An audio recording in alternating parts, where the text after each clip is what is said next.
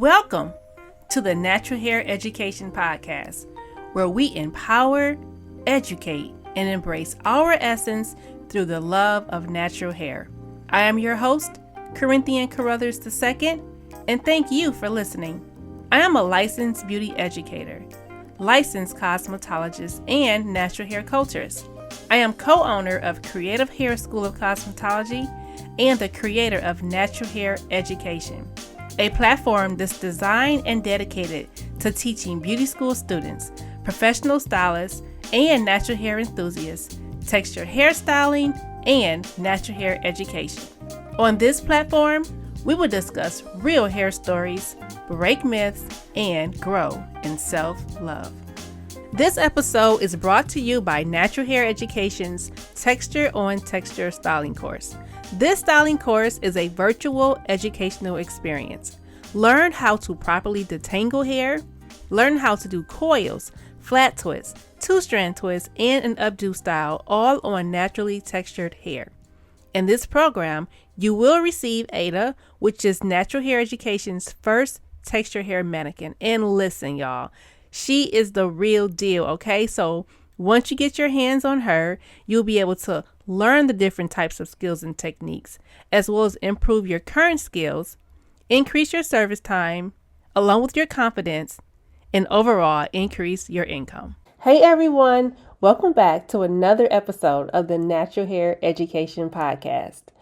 Now, a few years ago, I released a podcast series called the Queedom Care, and Queedom Care was built on several pillars that was to help support the woman. And those pillars were body, mind, spirit, space, and money. And for each of those topics, I had a special guest come on, and that guest elaborated more on that specific topic. I wanted to start a new Queedom Care series, and I sought out a specific guest that I wanted to have on the show. Well, we recorded the podcast episode, and I wasn't sure if I wanted to use that episode for the Queedom Care series or just for the Natural Hair Education Podcast, because the information for both topics were very, very much valuable. Well, I recently came across the episode, and I wanted to get the episode out because it was so good. And I believe that this will help support you in both self-care as well as hair care. So my next guest is Felicia Johnson McGhee. An interaction with Felicia's soothing yet empowering energy is sure to leave an impression upon initial contact. As a stress recovery educator and beauty wellness practitioner, she artfully blends her unique skill to soothe stress and deliver healing hair care in a way that serves her clients with compassion, care, and confidence. As a proud alumni of Creative Hair School of Cosmetology, Felicia cultivates textured hair with care and creativity. Her stress-soothing, inclusive approach to all textures increases her clients' confidence to embrace and wear their distinct hair fabric with joy and pride. Felicia's greatest joy is to help her clients see the beauty, enjoy the flexibility, and radiate the glory of their crown. Welcome to the Natural Hair Education Podcast, Felicia. How are you? I'm doing very well. Thank you for asking. Good. I'm glad to have you here today. Before we get into you, as we just briefly spoke, I did want to share with you publicly that I didn't know if I should have you on for the Queedom Care series or Natural Education Podcast series, because you are so informative when it comes to both areas, when it comes to our Queedom Care, which covers 5 pillars: your body, mind, spirit, space, and money. And I wanted to really hone in that aspect with you because I feel like you are so intuitive, you're so wise, you're so articulate when it comes to speaking to the inner voice of a woman and bringing out that power that she has within that she doesn't even recognize that she has. So I did want to speak to you about that, but you are also informative and educated in the scalp and hair. So, we'll just flow and see where this episode takes us. But before we get into anything, I do want you to introduce yourself and tell the people who you are. Well, thank you so much for this pre-conversation, I just want to share I'm Felicia Johnson McGhee, and I wear a few different hats. I am, of course, a natural hair cultivation specialist, which I began my education at the Creative Hair School of Cosmetology. Woo woo!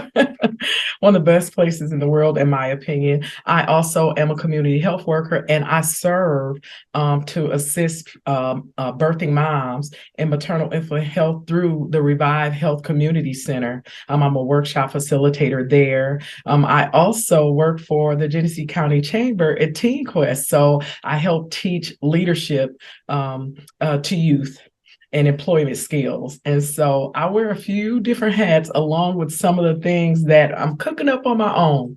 And so I'm very much an enthusiast of mental health, and I'm a stress and wellness educator, an advocate, as well as just, a woman on the path and journey of just becoming the best version of myself.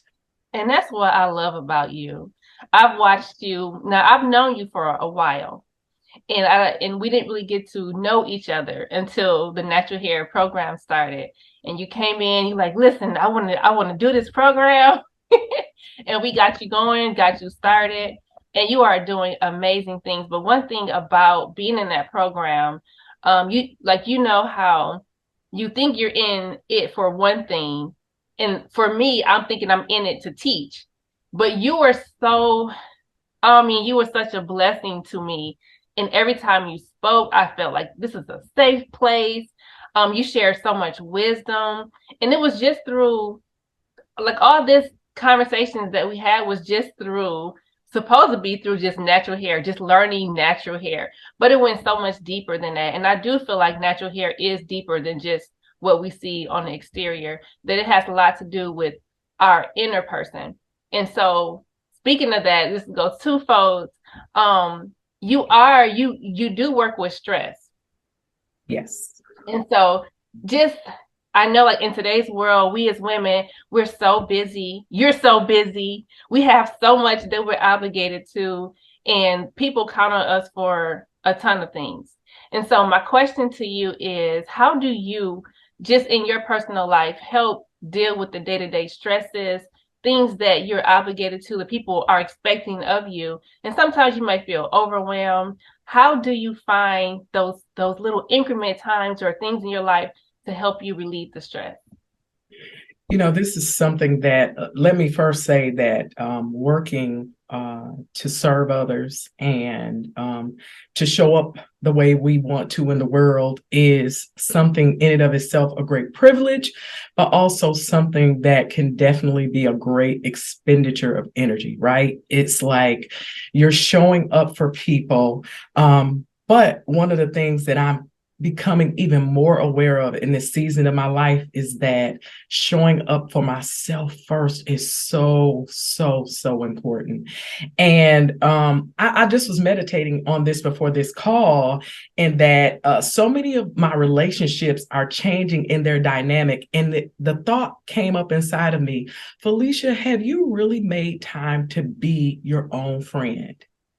If you were someone seeking out friendship, would you want to be friends with you? And so as I considered that, in answer to your question, one of the major things that we must get our head wrapped around, and I know it's becoming a bit of a buzzword, but self-care.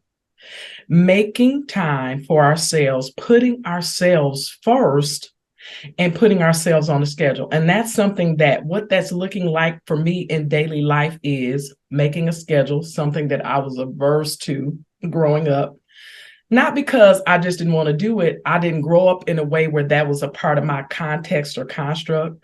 So making a schedule, to being mindful of where you are, who you're with, and what's happening when you're in that space. And then the other thing, continuing to learn how to take care of ourselves. What is self-care? For some people, maybe it is getting their nails done in bubble bath. But for me, I've learned that it is learning to sit in the quiet, sit in the space where I can hear my own voice resonate. And the reason that that's important is because sometimes our brains can take off, like a race car, and it can be driving us forward. And that slowdown gives us the space to say, wait a minute, what am I doing here? Is this really good for me? Is this healthy for me? Am I taking care of myself? And that's something that I'm working at every day. I practice in self-care. Absolutely. That's funny that you said that's something that you thought about today and meditated about. I had a meeting this morning, and on my way to the meeting, I am asking myself questions. Okay, how are you showing up? How are you presenting yourself?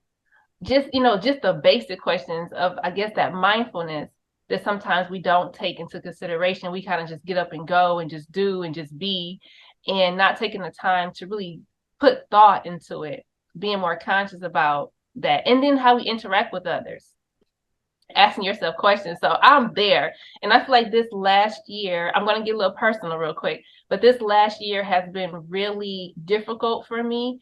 And that I was with someone for over 10 years, and that relationship came to a halt and it ended. And at the end of that relationship, I started asking myself all these questions, like, I questioned everything. I questioned myself. I questioned my value. I questioned my worth. And it led me down a spiral, but that spiral was a good spiral. It actually took me on the path of doing the inner work. And I feel like a lot of times us as women, when we go through things, no matter what it is, we tend to, in that moment, lose our worth, lose our value. And then we look down upon ourselves, and then we stay there. And we don't find the strength, or we don't have the support to catapult us forward. And so we stay there. And so, I was grateful for the support that I had. I had therapy, I had conversations, I had time in nature. I mean, like, all those things served me well. And that's part of this podcast series as well, is really giving women the tools to be able to implement in their own lives, and even just the conversations. Hearing conversations can sometimes help us in having us move forward in our life. And so mindfulness is huge for me. That's something that I try to do on a regular, and just really, just not so much question myself, but ask myself, why am I thinking like that? Like, what is that root cause? Or it can be good or bad, but I just want to know where it stemmed from. I feel like that has been a really a good component in me moving my life forward and feeling good about myself, and even looking good, like doing the work, doing what it takes to make yourself a better person. And that's at the end of the day, that's what it's about for me. It's becoming a better person each and every day, and being an example to those around me. And speaking of examples, I've watched you. I've watched you over the years, and in these past few years, you have really stood out, and just captivating with your presence. You're gentle. You can convey very well. Like I said, you can speak to that woman on the inside and pull out that strength, help her see the strength within herself. And so my next question is, what type of work have you done specifically to just be able to pull yourself up in order to be an example for those around us? Well, I do want to add these three key words that are part of the work that I do with myself. And that is, I am learning to meet myself with compassion, to meet myself with curiosity, and to meet myself with consciousness. Now, believe it or not, as you spoke, you talked about this, right? You really did talk about this. When we begin to question ourselves about, like, why is this happening in my life? Why do I feel this way? Why have I made these choices, right? That's the curiosity. But the compassion, too, to realize that what you did at the time, or how you behaved, or what's happening in your life, to take off the boxing gloves, stop beating ourselves up. What you did was what you knew to do. And then consciousness, right? Which I share this with many women, is that this is my opinion, you can only inform others. You cannot give people awareness. We hear the word awareness and we think we can make people aware, but awareness is a work of the internal. right? Information is a work of the external. You can hear things and be inspired. And then what happens is you become motivated inside to consider or contemplate how you want to change. And so, to answer your question, prefacing it with that, some of the work that I've done has been therapy, along with special therapy techniques from different types of therapy that might help me to release emotions, tapping, hypnosis. Those are some of the things that have helped me because I do have a deep trauma history that I won't necessarily go in and hear, but I can say that if we were to put abuse in several realms, I've probably experienced abuse in most of them: physical, mental, sexual, verbal, spiritual. I've experienced abuse across the spectrum. So some of that healing work started with me just having therapeutic approaches, medical therapeutic approaches. I've also had a medication as a part of my regimen. But the other thing that I have been doing and continue to do is to gather and utilize tools to help me. Journaling and writing have been that. I do have a published work that is my autobiography. I also currently I'm in the mindfulness stress-based program through the CRIM. That's something I'm doing right now because as much as I read and learn, I still have to get into the practice. Mm-hmm. And if there's anything that I would share with people, gathering information and data does not equate to change. You can have all of the knowledge and the tools be presented, but without the small actionable steps that you can utilize every day to implement those things, you won't really see the benefits. So one of the things I've been doing now is really working at my self-care, which means that I got a yoga mat and I got a meditation pillow. And, I've started to practice these things so that I can bring harmony to myself from the overwhelm that I feel. That's good. And I've been doing the same thing, like putting all that theory into practice, like actually doing the work. I like my Sundays, my family know. Everybody that's a part of my life knows.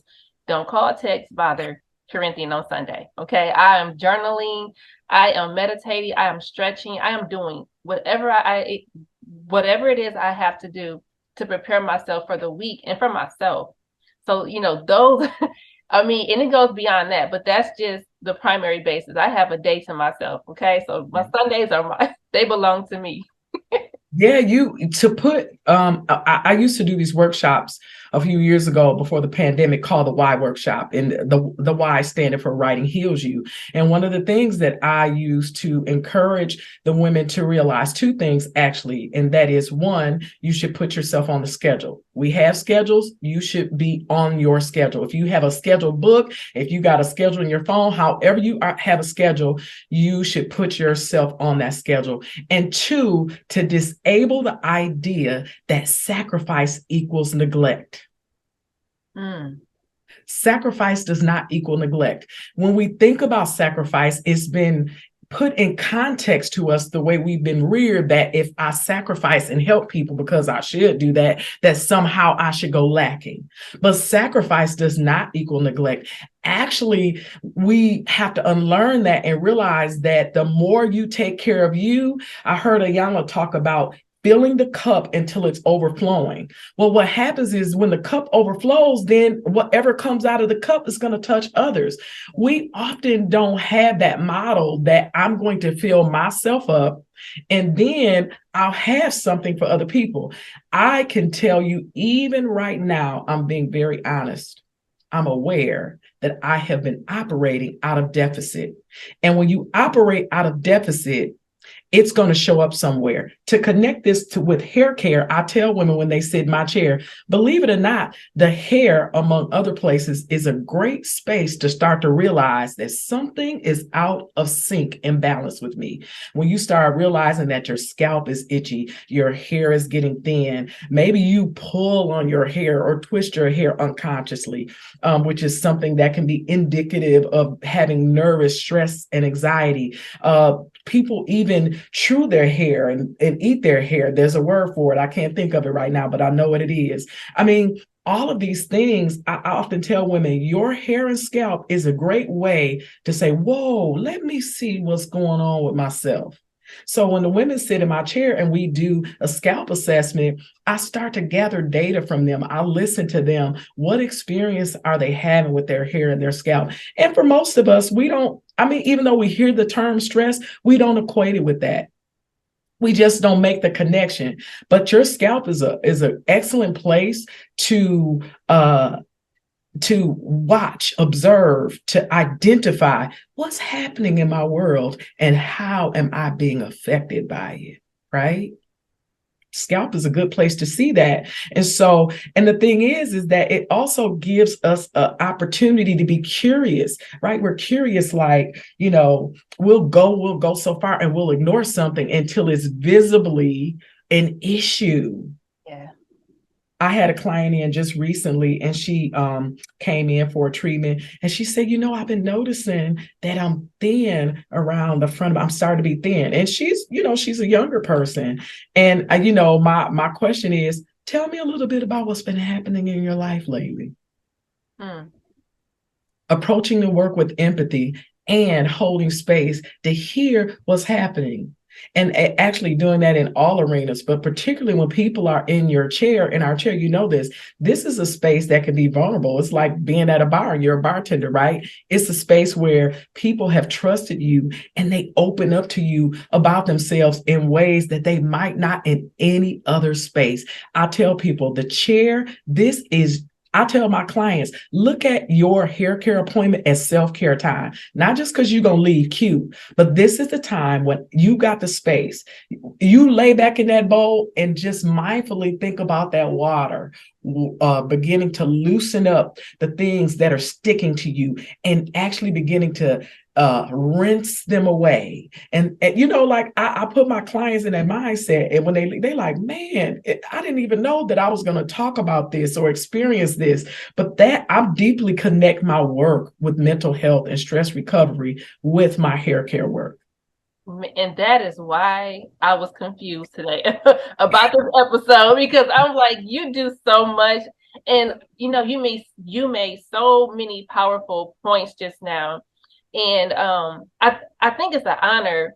Your clients should be honored to have you as a hairstylist because you're conscious, you're aware, and you're looking for ways to help them become more aware and just release that stress and have a place to let go of their worries and communicate and be in a safe, sacred space.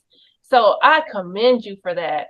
And like, I just didn't know if I should go down the Queedom Care series or should talk about natural hair care, but let's talk about natural hair care because I do feel like as a hairstylist, for one, we hold a lot of power when it comes to servicing our client, just through our energy, our conversation, how we show up, how we service them, all of that is very important.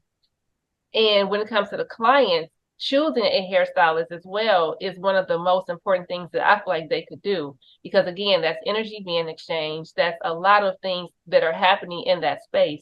People are opening up. They're sharing their personal life. They're sharing things that are going well for them that are not going so well. And so that space in itself is very sacred. And then you specializes in hair and scalp health. And so you're able to identify, okay, this person is having some type of trauma or something is happening in her life. Let me dig a little deeper and find out what's going on. Let me dig a little deeper and find out how I could help serve her to help with these concerns that her hair and scalp may be having that she may not even know. But a lot of times, like you said, they'll wait until it's too late, or not too late, but they'll wait until it's noticeable to then try to take action on it. So before we get into the hair aspect, let's just share with me some of the things that you've done to educate yourself to become more educated in the hair and in the scalp. Well, one of the things I've done, and I'm looking to do more of, is I've went into further education. Like I am going to the American Beauty Show in Chicago. We've done some educational with product, product vendors, some of those things. I do a lot of self-study. I'm very, it's really interesting. And of course, I don't want this to sound like a brag, although when people say that, they're getting ready to brag, right? But I'm very self-study. A lot of what I know about mental health and awareness, when people sit down and talk with me, people are like, do you have a doctorate degree? What college did you graduate from? And I'm really honest in that I don't have any of those things. What I do have is like this insatiable desire to learn. And it starts a lot with myself. My own husband suffers from an inflammatory scalp condition. In 2020, he nearly died from COVID. Actually, he did flatline and they brought him back. But he had this inflammatory scalp condition that affected him from the top of his head to the sole of his feet. And it just threw me into a thing like, oh, I got to figure this out. I got to figure this out. So I decided to get dermatology adjacent and go to the dermatologist and learn what I could. I do have a background, of course, in medical healthcare as well. And so I have kind of a clinical mindset. And so those things supported me, looking for education, doing research, all things that I really do naturally, just because I have a penchant for it. So that's what I've done. I've really done a lot of self-education. I follow your podcast, and especially when you were really going, there's some dermatology consultants even that you have had on the show that I begin to follow on Instagram. And honestly, I gotta say, going back to this, a lot of it came from being at Creative Hair School. Let me just throw this in here. This is the plug. Meeting you and Miss Coco and Mr. Q, one of the things I love is that you all have a holistic mindset around business as a whole. I heard the messages coming in back to Cos School in a way I hadn't before, and that you guys talk about the whole person. I know like you guys work out and you have days with the students that you practice body safety and awareness and care, and you bring in professionals. And of course, I went to school in the pandemic. So, kind of in the height of it, I didn't necessarily get that opportunity because things were closed down. But I look at how you've carried that work forward. And I think that all of that influences me. And that's another thing. I follow what's happening at Creative. I do. I follow what you guys are doing there. It's a resource for me. It was my school, but now it's also a resource for my education as well. And so those are things that I do. That's amazing. And thank you. Thank you a lot. I mean, even to have you as a student was an honor for us. And, we appreciate your presence and the things that you're doing right now in our community. You guys, she's amazing. So you follow her and watch what she does in this industry. Now, I know you do. Also, you can recognize stress within the scalp. So a lot of times when people come in, what are some of those indicators that you can see something is going on with this person, either their health or they're under some stress? What are some of those indicators for you? Well, some of the things I do then in the initial assessment is I actually, and again, this comes from my clinical background, with permission. I ask my clients permission before I touch their head, even though they're there for an appointment, because hair care is deeply spiritual to me. But then I must acknowledge that everything about my life is connected to the spiritual. Two, what I do is I actually do an assessment that gets their history, their health history, what medications they may or may not be using, what supplements they're on. I even ask them like what's the longest their hair has been in their lifetime. I find out we talk about nutrition, what their diet is like, what their activity is like, how much water intake are they having. We also talk about their relationship with what they identify as stress. We talk about that, and I'm actually even building out a few more things in my process in the upcoming months to really up level the way that I service clients. And I also have digital technology. So I kind of walk a fine line. I'm studying trichology, but have not obtained a trichology certification. But one of the things I do is I have digital devices that allow me to assess, not diagnose or triage the scalp. Awesome. That is amazing. I love the self-education. I feel like that's where it's at. That's Yeah. where it's at. So how can stress impact the hair and the scalp? Well, stress, when we hear the word stress, people usually think of a negative connotation, but stress can be healthy and it can be unhealthy. Chronic, toxic, ongoing, unresolved stress makes different impacts in the body. When our middle brain, which is the part of our brain that assesses that we're under threat, whether physical, emotional, or otherwise, it begins to send signals through our body so that our bodies can ramp up and say, hey, let's get ready to address this threat. Well, we have these hormones that the body secretes, adrenaline and cortisol, and it comes from the adrenal glands, which sit on top of the kidneys. So when we're under stressful events, what it is known now in science that short bursts of stress is not really the issue. Sometimes riding a roller coaster ride or anticipating going on a date or I got a big test, right? But where stress gets dangerous is when it is unresolved and when it is ongoing. When stress is toxic, that means that it is unmitigated. We don't have a healthy soothing method in place. So then when the body begins to dump out this adrenaline and this cortisol, which raises our blood pressure, which causes our pancreas to secrete more insulin, right? Getting ready for threat, which increases our heart rate. Well, just think about that. It's like having your car on and then just sitting in there for 3 hours with your foot on the gas, revving the engine. If you keep doing that, you're going to throw the systems out of whack. And so when our body is dumping out these levels of hormones, stress hormones, what happens is it affects the other hormones in the body.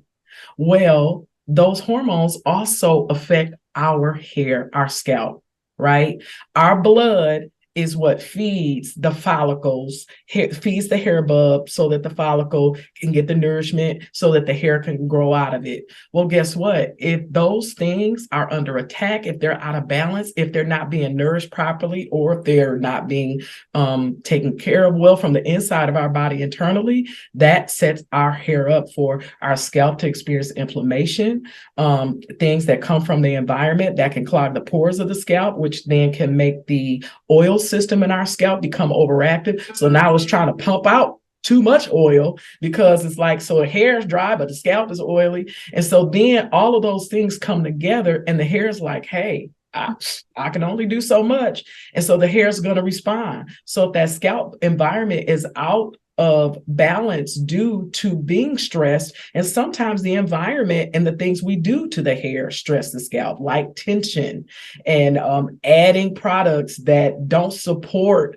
nourishment to the scalp. So all those things are a part of the stress response, whether it's things that are happening in our life and our body is responding to it internally, or things coming from the environment or practices that we're doing that's bringing external stress to the scalp and hair. Our hair is going to respond. And usually that response is going to be to break, to fall out, to thin. And so the key is to not rid ourselves of stress, but to have a means to recover and to soothe stress. Wow. Oh, that is so good, girl. I was in class just now for a minute. So last thing, you just talked about that. Let's get into the mindfulness. What can one do to help relieve that stress using mindfulness? Mindfulness is very important. And really let's just simply put, it's about being mindful versus mindful, right? Our thoughts. Statistics show from neuroscientific research that we think anywhere upward from between 60 to 80,000 thoughts in a day. 80% of those thoughts are not useful. This is why mindfulness matters. Giving yourself the space and the grace to quiet the mind, right? So two different things can happen with us in response to how we deal with stress. We can experience depression, which can often be triggered by being pulled into the past, things that are over that we can't go back and change. And so you go down. Depression takes you down. Anxiety, on the other hand, is when our mind starts rolling and ruminating and moving fast. So it's like the speeding car. So what that does, it takes you forward, which means it takes you, that's when we get into those thoughts of the worst thing, the worst case scenario, right? And we're waiting for the boot to drop and all of that. So the key is bringing ourselves into the harmony in the present of now. Mindfulness says, I bring myself away from the things that are unchangeable. I bring myself away from the things that I haven't even, I'm anticipating, but I don't even know what they're going to be yet. And I'm coming back into the now moment. I'm coming back into my body. I'm coming back into the space of realizing that I'm here right now and that I'm safe and that I may not have control of everything, but it's okay. And we do that with a few practical ways. We can use the breath to do that. It deep inhales through the nose, forceful exhales out of the mouth. We just, and what that does is that allows our brain to start to slow down. It diminishes the feeling of threat, which then we can help those chemicals that release for stress that speed our body up, help slow it down. Another practice that is really good for stress reduction is humming. We have a nerve that attaches most to all organs in our body that kind of ends up at the vocal cords. It's called the vagus nerve. And so a great way to stimulate the vagus nerve and soothe ourselves is by humming. And I thought this was interesting until I learned the science behind it. My baby sister, she hums all the time. And I didn't realize that humming is actually a soothing method. These are things that don't cost you anything. You breathe without even knowing it, right? But there is a technique to use it to reduce stress.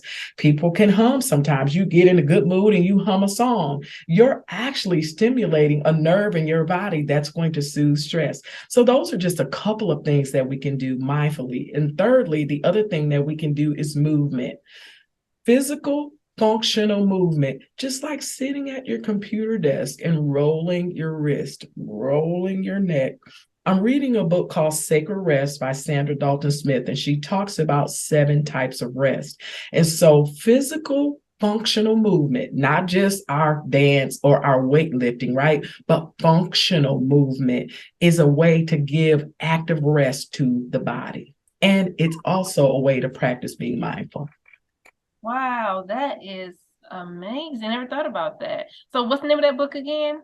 It's called Sacred Rest. Yes, Sacred Rest. And it's an amazing book that talks about 7 types of rest. You wouldn't even realize that there are 7 types of rest. And sleep and rest are not the same. Sleep is actually a byproduct of rest. Wow. Wow. Yeah. You got it going on, Felicia. You do. I thank you so much for your wisdom. You share so many valuable points on this episode. Like I'm thinking like I want to listen to it again right now because you're just so knowledgeable and you have so much grace about the things that you share and you're so open. People can, I'm sure they can just gravitate to you and to your teaching. So you know what? I don't know if this is in your plans, but I'm looking for your podcast. I'm looking for your podcast. But I do want to say thank you for showing up today and for educating us and giving us your tips and your wisdom. I really appreciate you and I admire you more than you know. Like I look at you in just amazement. Like when you, from the time you came into the school and came into the classroom and or online, because we had to go online. Yes, we did. You shared so much with us. You shared so much with us, and it was more than hair. And so, I just want to say thank you for everything that you do, because you are working a lot of people. Thank you so much. I appreciate you inviting me. I shared with someone recently, as I do my work in the community, as I do my work on myself, as I do my work with my family and those who are connected in my circle, the thing that's most important to me when I leave this world is that people who have encountered me will be able to say, when I was with her, I felt safe. Thank you so much for this opportunity. Thank you so much. Thank you. Oh my goodness, I'm so glad that I was able to share this episode with you because it had so much information that I feel we could use for our mental health, self-care, as well as our hair care. Until next time, let's continue to educate, empower, and embrace our essence through the love of natural hair. Thank you for listening.